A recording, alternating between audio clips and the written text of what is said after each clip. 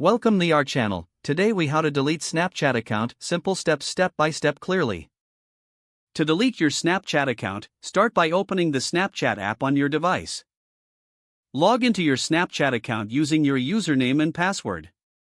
Once logged in, tap on your profile icon located in the top left corner of the screen. Next, tap on the gear icon in the top right corner to access your settings. Scroll down and select Account Actions. Now, tap on Delete Account. Enter your username and password again to verify your identity. After entering your information, tap Remember, your account is not deleted immediately. It will remain in a deactivated state for 30 days. During this period, you can still recover your account if you change your mind. If you do not log back in within 30 days, your account and all associated data will be permanently deleted.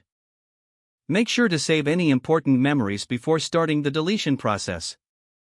Now you are aware of how to delete your Snapchat account with these simple steps. If the page does not load, refresh the browser or try again in a private or incognito window. Make sure you are using the correct email address, then retype it carefully to avoid small typos. If your password is not accepted, use the reset option and create a new strong password you can remember. Check your spam folder for verification or security emails, then complete any requested confirmation steps. Enable two-factor authentication if available to improve account security and reduce unauthorized access risk. After signing in, review your profile details so your contact information and settings are accurate and current. If you see an error message, note it down and try again after restarting your device and internet connection. Log out when you finish, especially on shared devices, to keep your account and payment information secure. If the page does not load, refresh the browser or try again in a private or incognito window. Make sure you are using the correct email address, then retype it carefully to avoid small typos.